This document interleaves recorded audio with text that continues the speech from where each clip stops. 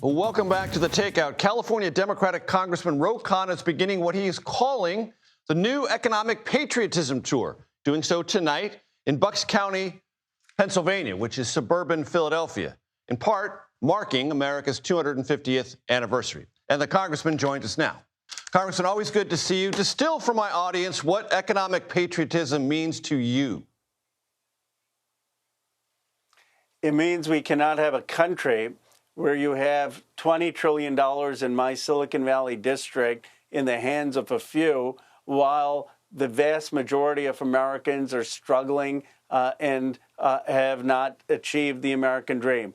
Economic patriotism is a call for a Marshall Plan for America, an economic plan for the success of communities that were hollowed out with deindustrialization, that were hollowed out because of the decline of unions. It calls for an industrial investment bank, for 1,000 new trade schools, for new tech institutes everywhere, for venture capital to be distributed, and for a strong care economy. So when you talk about those multitudes of trillionaires in your district, that means taking wealth from them. How?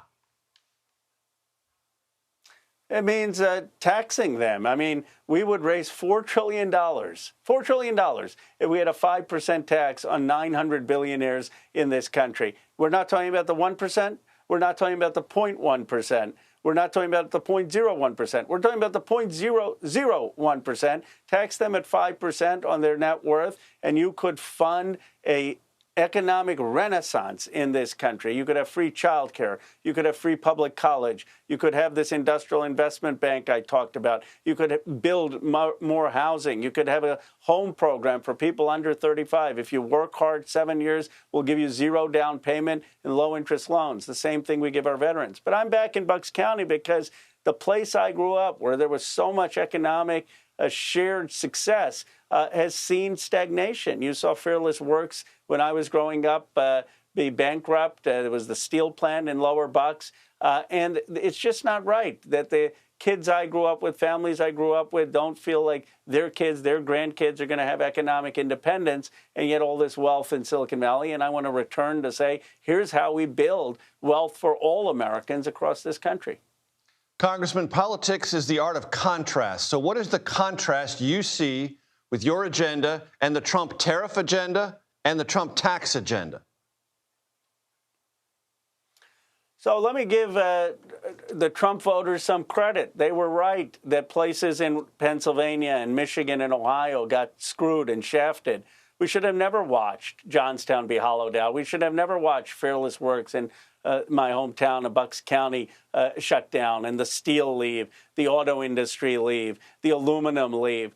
And we abandoned a lot of these communities. And Trump came in and he said he was going to bring back these manufacturing jobs. Well, we're going up to Erie, Pennsylvania, where he promised manufacturing jobs coming back, but those manufacturing jobs have actually declined, and they've been declined across the country. Why is that?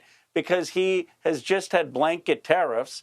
Those tariffs, by the way, have also been on intermediate tools and machines that we actually need for reindustrialization in this country. And he has not invested in trade schools. He has not invested in an industrial bank, which would actually fund small and medium-sized manufacturers. He has not actually invested in community projects in this country. So from Hamilton to Lincoln to FDR, you need government investment and industrial policy to build new jobs. And so what I would say is he's gotten the diagnosis correct, but the solutions are all wrong. What about no tax on tips, no tax on overtime, no tax on Social Security? You keep that? Yes, keep no tax on tips, keep no tax on overtime, but and keep no tax on Social Security. But let's go much further. Let's actually pay people a living wage and move a living wage by 2032 to $25 an hour. Let's actually support unions so workers can bargain and actually get ownership, some piece of ownership in an economy. You know, most of the wealth generation, Major, you know this, has been because of the 20,000% increase in the stock market. We need workers to actually have ownership. And let's expand Social Security. It's not enough for our seniors. And you can do that by scrapping the cap and taxing people over $400,000 on Social Security. Let me shift your focus, Congressman. What happened to you in the West Bank? What does it represent about the Israeli government? And do you honestly believe U.S. officials should arrest Benjamin Netanyahu in this country? Let me just be very factual about what happened to us, because there's some misinformation. I've been to Israel 3 times, Major. I've met with Prime Minister Bennett. I met with Prime Minister Netanyahu. And I had been there with Speaker Pelosi, with the Armed Services Committee. I wanted to go on a Palestinian-led tour to see the West Bank from the eyes of those Palestinians who have been occupied. And I informed the Israeli embassy, I informed the American embassy while we were at Zanuda Village, a village, by the way, where other members of Congress have actually been just months ago. We saw extreme settlers. They blocked our van. They didn't let us exit. They brandished M4 weapons, made in America M4 weapons. And about 30 minutes this went on. They were videotaping us, laughing at us. Then the IDF comes and they take the side of the settlers, saying we have to stay there. We finally call a very senior person of the American embassy who was very helpful, called the Israeli police, and we left without incident. But this should not be happening, not just to an American delegation. It should not be happening to Palestinians. And it was a brutal look at the settler violence that Palestinians face every day. I believe in an end to the occupation. I believe the American government should recognize a Palestinian state, put an embassy, consular services in Ramallah or East Jerusalem. Many other countries, France, Spain, UK, have done that. Now, my view on Netanyahu is the same as my view on Putin. If you have a warrant for your arrest by the ICC and you're coming here, not to the UN, because the UN has its own rules, but you're coming to the United States, then you should be arrested. We should not allow people in our jurisdiction who have an arrest warrant by the ICC. People say, what about Americans? They don't have any American arrest warrants. I mean, this is not talking about Americans who are subject to our own law.